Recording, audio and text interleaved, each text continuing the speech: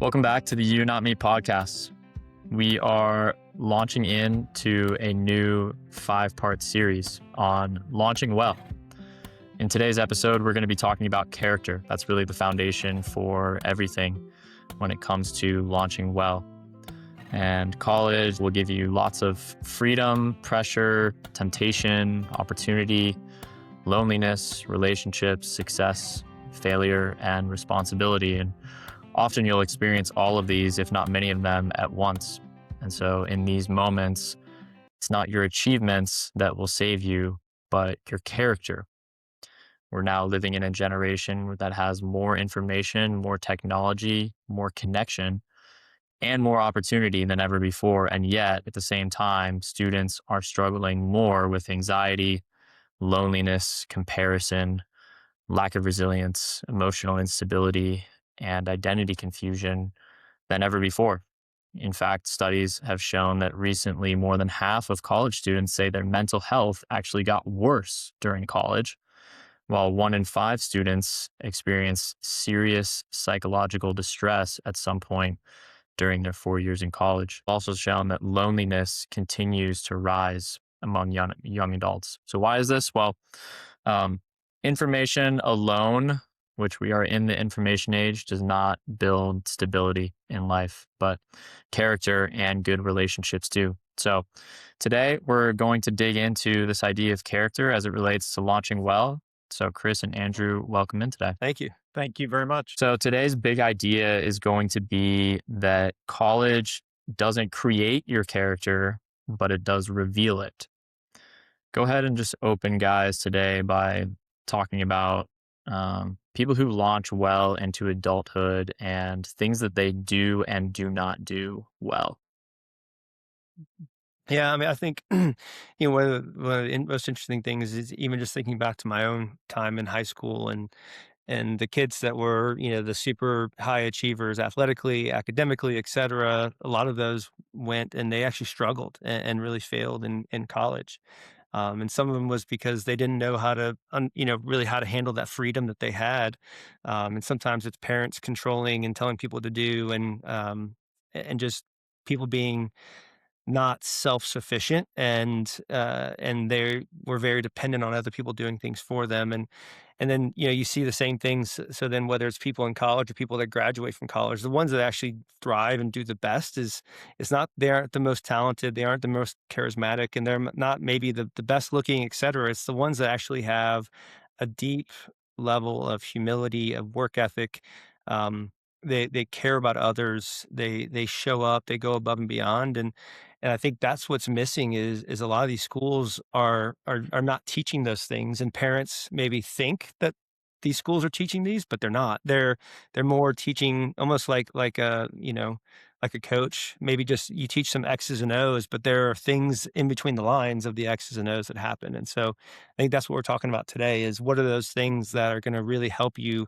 And again, character is revealed in the hard times. And your GPA isn't what gets you through. It's your heart, it's your work ethic, it's your care for others. Yeah, and it's your intentionality. And I've talked to a number of young people that look at college or whatever season they're in as almost like a penalty-free box. Like I can go try different things, I can do different things, I can explore myself, I can, and the reality is, unless you're intentional, you could be making decisions that will have a negative lifelong impact for you.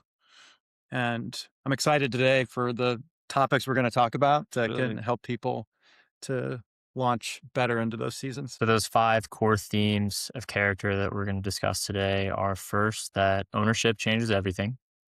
Second, that you need to choose integrity over image.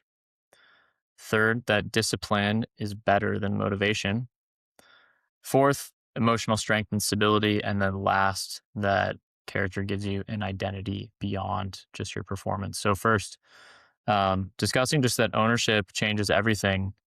Really, your life is shaped a lot more by your choices than it is your circumstances. And the second that a young person decides to stop blaming other people and to start owning their own life, that's really a huge accelerator for growth. So guys, go ahead and talk about why ownership really matters. Yeah, I mean, I think that it's even like when you think about, we were just talking about cars, and when if someone is given, if you give your child a car versus a child having to actually get a job, earn money, to purchase the car themselves, there's two very different feelings of ownership and care that that car often receives. Sometimes you have people that were given a car that they take care of it really well. They're very thankful, but the ones that put a lot of work in, that did all, all the saving to then purchase it, they treat it even more as a, hey, this, I really worked for this. And whenever someone actually takes ownership of what happens, again, like an athlete, instead of being forced to go train with their dad and taking them out, they actually go on their own. They bring the balls, they go and they kick around, they dribble, they do fitness on their own. It's amazing what that does, just even for confidence. When you show up differently when you've put the work in, and it's not, hey, someone else has done everything for me. You're not pointing fingers at other people, because you know that you've actually put the work in, and the results that come are part of your effort being put in, versus you just floating along and expecting everything to happen because you're talented. Hmm. Yeah, I think about the scenario that you have a student in a class, we'll call it a chemistry class, and both students fail the exam. Mm. One student goes and meets the professor, attends office hours, does a lot of preparation, and they actually changed their habits. The other person, obviously blamed the professor for being a bad teacher, and that was the reason for their failure. 4 years later, one person developed resilience, the other person developed excuses. A lot of this is around ownership. It really is understanding your part in it, and understanding that when you stop blaming somebody else and take ownership, that's when you grow. I mean, that's when real growth happens. Yeah, there's a number of things that employers consistently rank as some of the highest and most critical characteristics in new hires. And those are accountability, reliability, initiative, and problem solving. So there's Mhm. often a myth that a lot of people believe in college that it just comes down to having a diploma from a reputable institution, staying out of trouble, so on and so on, or sweeping that trouble under the rug. Andrew, as you were mentioning, you get your, 4-year get out of jail free card in college. Um, but it's really people who are able to learn, adapt, ask questions, and quickly take ownership who end up standing out above the rest. What are some practical applications for people who are trying to take steps towards personal ownership? I think one that I've just seen time and time again, and I've had thousands of conversations with people. You can spot ownership in 30 seconds. Somebody that takes an ownership mindset is asking clarifying questions when presented with a problem. The other person is really talking and deflecting on reasons why it's not their fault. And so I think it's really looking at your posture when you're presented with a problem. Yeah, how do you approach that? You and your teams that have worked for you have hired over 1 million people during your time at B of A, and when you look at interview questions, and when people are asked like, "Hey, what was really hard for you? When was a time that you fell short, or just basically what are some things that you struggle with, you're trying to improve with?" And a lot of people try to build up this image like they're bulletproof, like they are perfect, they've never made any mistakes, and they'll say, "Oh well, sometimes I work too hard, and so then I wear myself out." And it's like, but okay, great. I mean, that's such a, like, a lame excuse for a failure. And instead, can you be honest? Can you take accountability for when you actually did something wrong and say, yeah, I actually, whether you didn't know, or you made a bad decision, or you struggled through something because of a trial or storm. Can you be honest? And this is, we've talked about this in, plenty of podcasts before, is when you're vulnerable and you actually share what you've been through, but also, um, the worst thing you can do is hire somebody that always points fingers at everybody else, versus saying, "Hey, raise my hand. It was me, and I made a mistake, and I need to do better, and I want to do better. Can you help me? Can you?" And I think too often in the workplace now, and even on sports teams, you worry about making that one mistake, and then you're either you're gonna lose your job, or your raise is gonna be nothing, or you're gonna be yanked out of the game, whatever it is. And instead, it's like we should be creating this environment in the workplace where people willingly want to raise their hand, and not out of, not out of fear. They're because they know that you're not going to be angry with them, and you want to help them learn. And the fastest way for them to learn more is to fail fast, right? That's I forget which. There's some former Navy SEAL or Army Ranger where that's one of his slogans is fail fast. And because the thing is, that means that you're pushing yourself to the limit to where maybe you're doing something that is you're reaching, you're grasping, but it's actually stretching you and causing you to grow. And you may fail, but that's okay. You're going to learn from that failure. And so anytime someone can raise their hand and say, that was me, even like you look at a teammate that makes a bad pass, instead of like, saying like, why didn't you get there? They're like, hey man, my bad. It was a poor pass. And so that's on me, and taking accountability. Yeah. And that's the fastest accelerator that I've seen in corporate America, is the ability to admit a mistake quickly. And when you hold on to a mistake, that leads to stress, that leads to dread, that leads to sleepless nights, because you're worried about what somebody else thinks. But also, ultimately, if you admit a mistake quickly and your manager doesn't handle that correctly and maybe treats you poorly, well, then that's giving you a signal that maybe you're on the wrong team. Because, hey, these are the things that, and this is a habit that builds resilience over time, and I think is really really important. Yeah, moving on then to our next core theme of character, which is integrity over image. So who you are matters more than who people think you are. That's a huge truth. And really, reputation, I think a lot of people think that matters more than actual integrity. People tend to go more off of appearance than what's actually done behind closed doors. But the truth is that reputation might open doors for you temporarily, but integrity will keep doors open even when people may have a reason to close them. Andrew, you mentioned poor performance, mistakes happen all the time in every kind of job, every industry across the world. But real integrity gives people a reason to give you another chance. So, talk about why this matters, this integrity over image concept. Well, people get to know you, the real you, the minute they start working with you. And I think Instagram and social media has really taught us to put our best image externally, and hide all the bad things, and hide the imperfect images of us. When what's most important in life, and whether you're in a company, whether you're on a team, is who you are in the small moments needs to be the exact same as who you are in the big moments. And the leaders and the people that I've respected throughout my career are those people that are the same in both. And those are the people that get counted on in those really tough moments, because who's going to show up. It's not going to be somebody that isn't consistent. You don't know which version of the person you're going to get, and that's not dependable. And that is not somebody that you want to build a team behind, or even ask to lead a team. But it really is that consistency over time.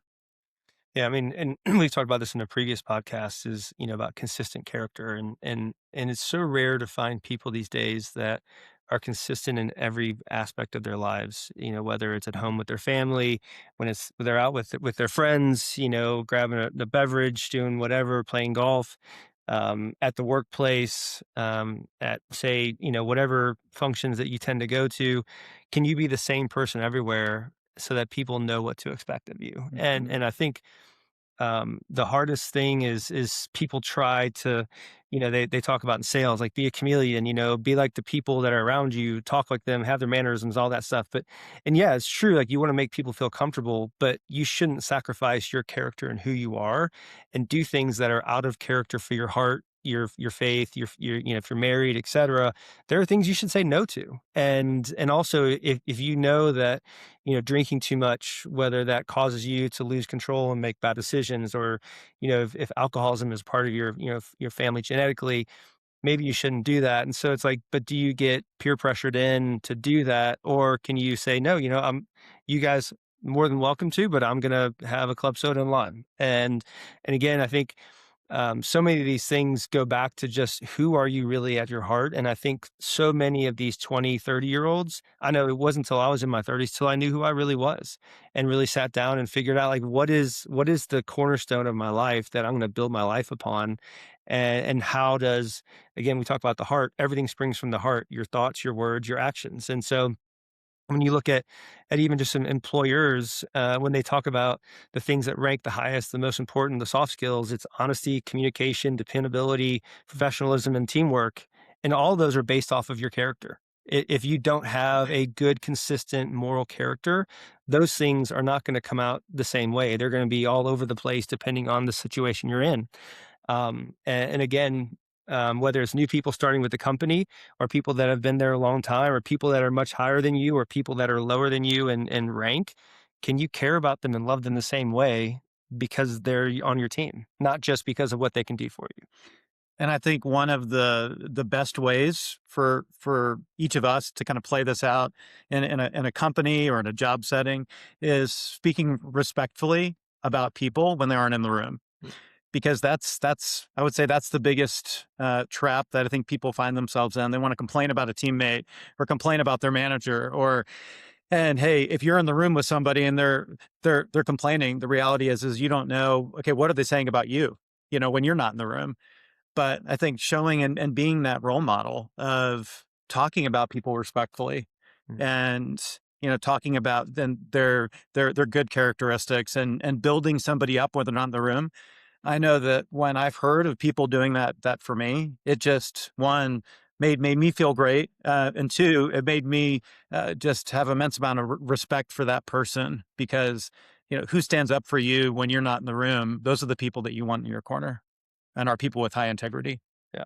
No, trust and trust is just a massive differentiator in the workplace. Hmm. Even, I mean, when you're dating somebody, I mean, whether you choose to actually extend the dating period and get engaged and get married, there has to be trust. If there isn't a consistent trust, if there isn't like, I know that this person is for me, no matter what circle or what room they're in, whether I'm in it or not, Hmm. that's going to differentiate whether you have a healthy marriage or not, or whether you have a healthy workplace or not. And the people that get promoted are the ones that, again, back to the people that do a lot with a little, much more will be given to them because they're trusted with the little they have. So also we're going to give you more. That's why people are then promoted that are they're high in trust. Hmm.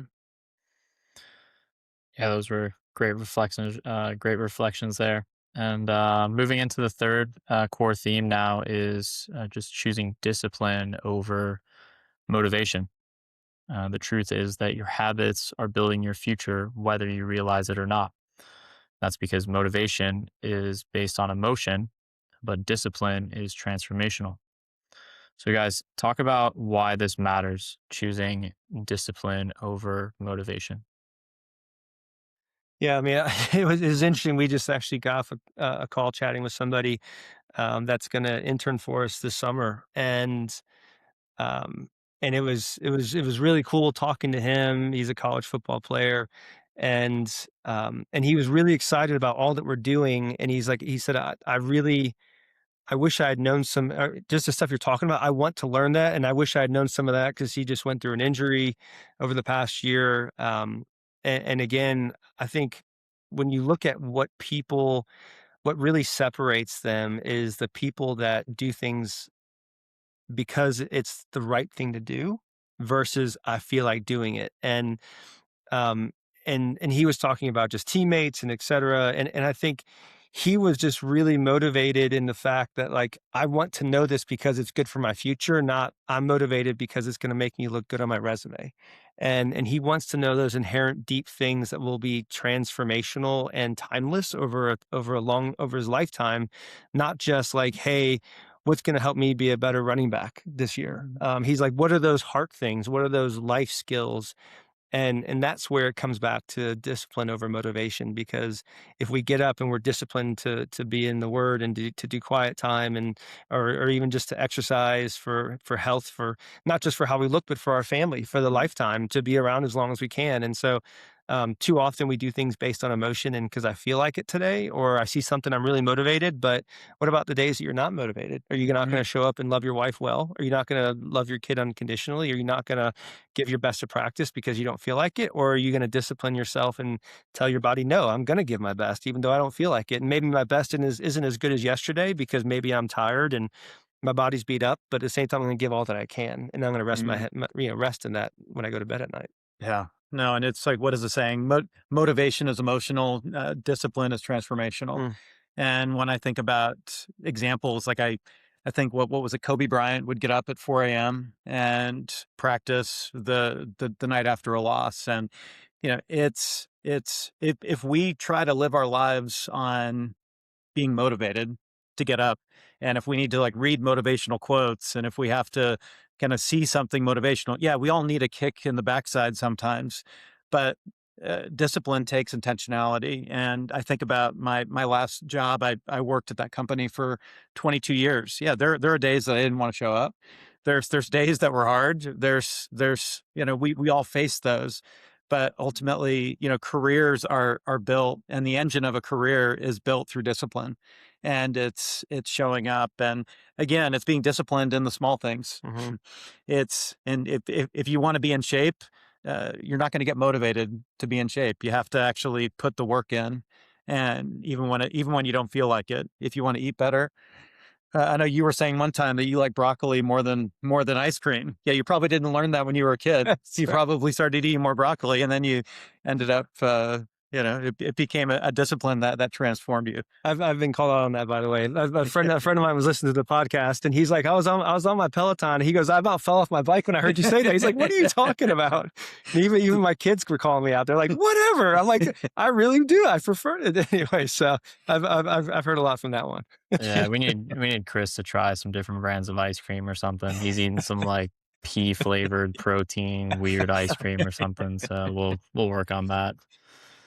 Yeah, and I think too, there's a great saying, freedom without discipline becomes chaos. And I think that is college is great in the fact it gives kids, yes, you're going to learn some things, but it gives them a place to where they can not fully adult on their own. They can go have some freedom to make some choices. Hopefully, they don't make too many terrible choices that really ruin their life. But at the same time, there are some that make really bad decisions that may have huge regret. And so when you go off to college or when you step into the real world from college and you don't have discipline, your life will become chaotic. Mhm, And a lot of it will be self-inflicted, mhm, unfortunately, not just all the crazy circumstances that are happening outside of you that cause chaos, but then your own, inside the chaos that comes out of you, um, can be really devastational. And that's why I think, being disciplined and teaching that at a younger age to your kids in middle school, high school. And then, because again, like the parent that does kids homework for them when it's a last minute deadline because they don't want them to get a C or a D or whatever it is. It's just prolonging that growth and lack of mhm, ownership. And or people that do all their kids um, you know um, applications for college. I mean, like it's good to help them, but that's a terrible idea to actually mhm, set them up to have some sort of discipline. And so, one of the things is the students who thrive, they learn to manage time, they control distractions, they delay gratification, and they stay consistent even when tired. And I know my cousin's son, at a young age, he was so dedicated to working out that if the day had gone and it was 10 o'clock at night and he hadn't done his workout, he would do some push-ups and sit-ups just to make sure he got it in because he is so disciplined. And man, that kid mhm, he's an absolute rock star. Like he's so dedicated, works so hard, he's so kind. And a lot of that is because of what was built into him at a young age. mhm. Having great, grandparents. His mom was amazing, um, and just people around him. But also it was an internal motivation and internal discipline that he had. Well, and I think two things that are really applicable to young adults are one, sleep, and two, addiction to phones. Mm, And I think that's something that maybe doesn't sound that exciting, but I think having discipline around when you go to bed mhm, and when you get up, just have discipline around that. Like pick the same time every day that you're going to get up and be disciplined around that. And then also with your phone, actually putting your phone away and intentionally when you're studying, or putting your phone away intentionally when you're having coffee with somebody, or talking to somebody. It's having your phone kind of up on a desk that you're constantly looking down at. Put it in your bag, put it away, and just really choose to be present intentionally. Those are two things that I think can really help people to be more disciplined. Yeah.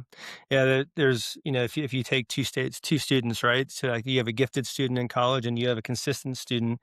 The one student that's naturally very smart and brilliant. I remember there's a guy that played soccer with. He was so smart. Like he aced his way through physics and he never studied. Like he was just unbelievably smart.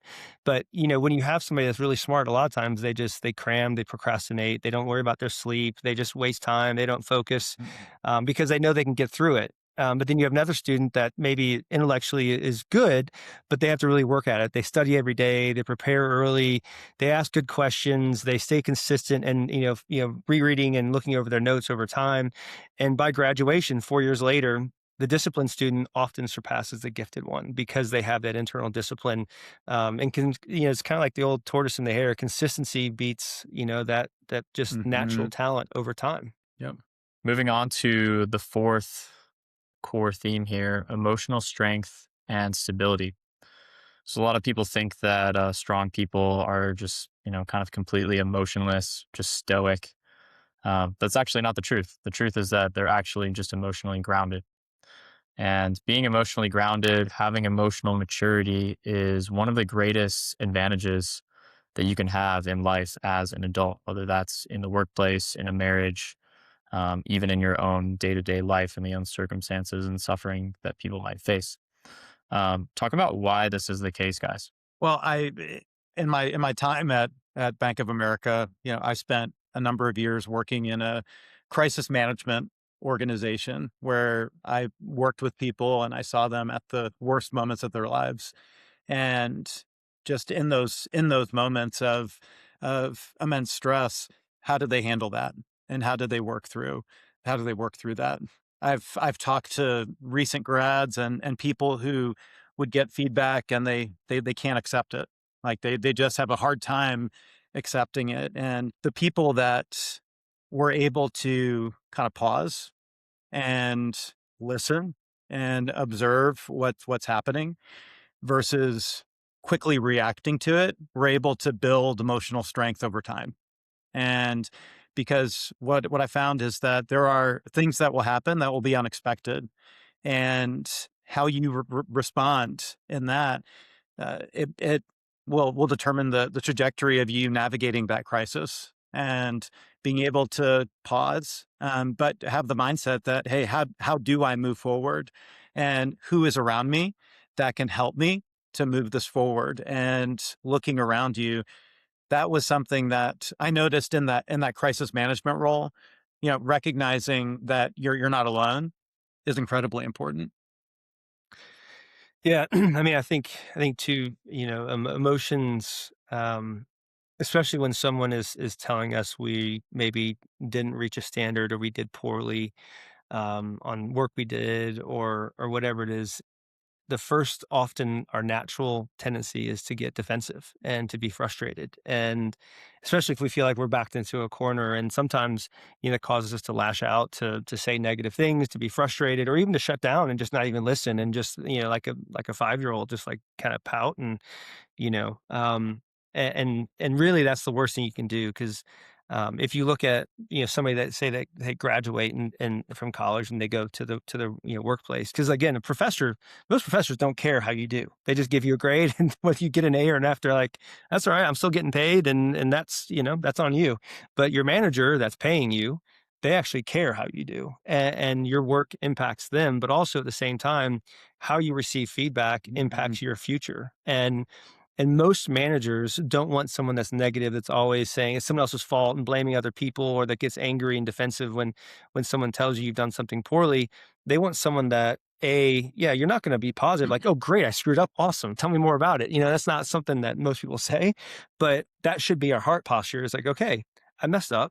I want to learn, like, help me learn how to do better. And if you can do that in a positive way and have, and be positive about the mistake, or maybe your company overall does something that's not that nobody loves. Can you be one of the few people that, instead of like complains and yells and moans, can you be someone that says, well, you know what, this is what we're going to do, and this is how we're going to overcome it, or this is how Mhm. we're going to bond together and move forward, or um, that's what leaders and managers want, because Mhm. sometimes people don't explain the why as far as something that comes down the pipe, and then people get frustrated. As a manager, it's always good to explain the why, but as an employee, can you say, hey, there must be a reason for it, Mhm. and let's figure out how can we then assess this and move on, and do something, and make some good out of it. Like, those are the ones that are going to exceed and have a better trajectory over time than the people that just constantly complain and get defensive and point fingers. Yeah, and I think the most applicable moment, or the most applicable tool, I guess, for this is to learn how to receive feedback calmly. Mhm. And it comes with that recognition that I'm not perfect. I make mistakes. And this is one that, hey, it's hard for me at my age to get feedback sometimes, Mhm. but I think it's recognizing that we all have room to improve, and having that heart posture that that you're not devastated when you get feedback, but you view it as an opportunity to get better, Yeah. and recognize too that the people giving you feedback, they're not going to do it perfectly. Mhm. People are going to, they very well could say things the wrong way sometimes, but again, just understanding and having that heart posture of, okay, I'm going to receive criticism, like whether you're going into your performance review or just a conversation with your boss or a coworker, just recognizing, and how do I hear that? How do I hear that calmly? And it's a learnable muscle, Mhm. just like you flex physical muscles. That's right. Being able to kind of respond to criticism and hear that, it takes practice, but you can do it. Yeah. Well, and I mean, and just another final point on that is just resilience is not avoiding hard things. It's learning how to walk through them steadily with consistency, and Mhm. that's such a big difference. Hard things are good for us, even though they may not be fun in the moment. Right. Yeah, I actually love this other practice of just finding a way to deal with emotions that you might bottle up otherwise. That could be journaling, could be a number of other things. I think that everyone's going to have emotions that pop up. We're not going to be emotionally flawless. There's going to be certain days when things just feel like they're too much. Um, but emotions aren't always true. They are real, but they're not always true. So you still have to Mhm. deal with them. You've got to face them. And so one of the pieces of advice that I got when I was still a soccer player many years ago, I had unfortunately a terrible propensity to be a bad loser. Um, I would punt balls if my team lost. I mean, I can't tell you how many times I've had to go into bushes or behind stands or who knows where, just way off the map. My team loses, get mad, blast a ball somewhere, kick a ball somewhere. Um, and obviously you apologize and you feel bad about it and so on. But I was just like, man, I have to stop this. But like the competitive fire and so on is just burns, and it burns too hot, and I run red a little bit. So I had a guy who told me actually, well, why don't you just drop and just max push-ups, like after whatever the game or the drill is in training. You'll get the feeling out, you'll get over yourself, you kind of have that release valve. Um, so whether it's doing push-ups, whether it's going for a walk, just removing yourself from the situation, journaling, just have some kind of release valve. And I think that that's a really good way to start to build some emotional resiliency as well. Mm. And build massive pecs. That's right. Yeah. And you get a huge chest as well if you go the push up route. So that's an added bonus. That's extra credit. Um, Lastly, then, last core theme, identity beyond performance. This is the notion that you're more than your GPA, your status on your sport team, your popularity, or even as you transition into a career, your paycheck.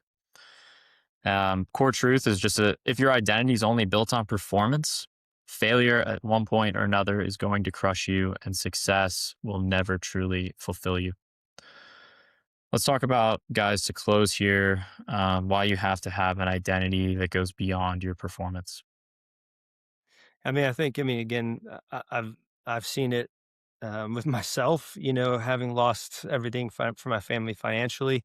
I've seen it with my sons with injuries. The gentleman we just spoke to earlier that plays football. I mean, he had an injury this past year, and if your identity is wrapped up in your sport or your job, or even being a parent, if your identity is I'm so and so's dad, or I'm if if certain things are like the pinnacle of what you are, if that's your identity, um, it can easily be lost. And when your sport or your job or your finances, if that's everything, then your accomplishments are the reason that you thrive. That's not going to last, because you're going to lose. You're going to at Mhm. some point lose. Someone is going to be better than you. I mean, you look at athletes that are at the pinnacle of the game, and then they start to go downhill, or somebody new comes along and is better.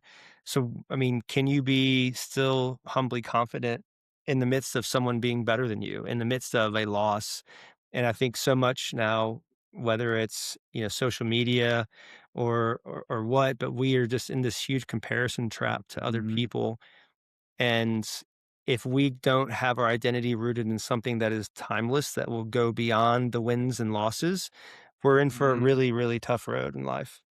No, it's so true. It's so true. And this is one that I think everybody falls into this trap. Oh, yeah. It's easy if you're working at a company, it's you're somebody asks you kind of who you are, and you typically respond, this is I'm so and so, and I work at XYZ company, and this is what I do. And you it's just it's and things like that can keep us motivated and can keep us for a period of time, but then failure is bound to happen, and the bottom absolutely will fall out.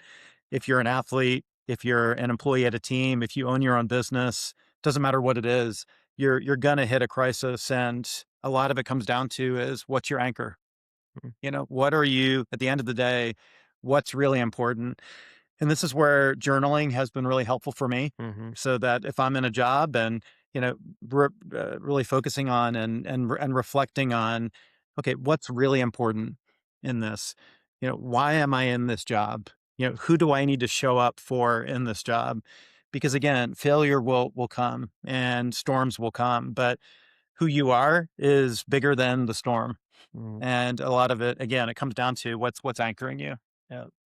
And again, I mean, sometimes we put I mean, there are parents that live vicariously through their kids in sports and school, et cetera. And what happens when your kid stumbles, or what happens Hmm. if your kid gets injured? Or I remember talking to somebody who they were talking about how their kid's the best player on the team, but their kid was on like the fifth level, team. And so what happens when a kid moves up to another higher, more talented level? Hmm. um, is that kid not worth anything anymore? Or are you as a parent, like, are you crushed? Or is it our identity is rooted in who we are, as far as, who God says we are, but also, like, my two boys know that they're loved unconditionally, whether they win or not, whether they start or they don't, whether they get A's or D's. It doesn't matter. The biggest thing is what's their heart and what they're doing, and I love them regardless. And I think that's one of the biggest. Even, talking to, someone again just a bit ago, that he said that actually his injury was really good for him in many ways, because he built deeper relationships with people he hadn't had a chance to spend time with. He was able to go to church because he was so busy before. He was able to actually do more thinking and reflection in his own time. And so, whenever you go through trials, it's the question is, how do you go through them, and then are you getting bitter, or are you getting better? And depending on what your identity is, that's going to determine whether you get better or you get bitter. And also, if it's just based on your performance, again, if it's you're only happy when you win, you're going to be unhappy in life, Hmm. because you're not going to win all the time. Yeah, this is where volunteering, I think, is huge. Mm, When you think about serving, and a good way to check your own heart is serving somebody that can do nothing to advance your career, mhm, that can do nothing to kind of technically move you forward in like some worldly standpoint, but you're serving them, through some sort of volunteer organization. And you can do that through your work. You can do that, all kinds of ways. There are 1,000 ways to volunteer. But I think that that's always been for me a great kind of reality check. Hey, let me show what's really important. And that can give me a real heart check sometimes, but also I think it's great advice for somebody. If you're not volunteering, have that be a part of how you spend your free time. Yeah, and to me, I've even seen people's identities being actually solidified through trials and storms, through loss, Mhm, through a lack of performance sometimes. mhm, And I've even seen, with my own son with multiple ACL tears, and then him meeting people that are going through the same or another type of injury, and he's able to A, have empathy for them, but B, come alongside them and walk them through it and mhm, help them see how important rehab is and all these different things that maybe they're just kind of halfway in it, and they're actually hurting themselves for the future. So through our trials, we can actually really become a great blessing to other people. yeah. Amen. That's right. I love that quote from John Stott that says, "The storm will reveal the truth." And I think that that's really the case when it comes to Mhm, trials and character. If we're going to wrap up today, just quickly giving a little challenge for people who want to grow in their character each week and take some practical steps. Really, 5 things that you can do. First, Andrew mentioned this: wake up consistently each day. Second, put your phone away whenever you're having a conversation with someone. It could be a coffee, it could be at the dinner table, whatever it might be. Third, when you make a mistake, tell the truth right away. That's a hard challenge, but something that will bring a lot of reward. Fourth, do one difficult thing voluntarily each day. An easy one for that could be working out, doing that first thing in the morning. I know for me, that's one thing that I really enjoy doing. And then last, fifth, write down 3 excuses that you commonly make when you might get feedback or when you might make a mistake. And mhm, then to reflect each night, we would really encourage you just to ask yourself, who am I becoming through my habits? Andrew mentioned that he has this journaling practice, and that's a really good way to reflect on all of these things. So, to close, your 20s are not just about building a resume, finding a job, or even achieving success. Actually, the 20s are more about becoming the kind of person who can carry responsibility, handle pressure, lead people, love others well, endure hardship, and then remain grounded when success finally comes. This has been the You Not Me podcast. Thanks for listening.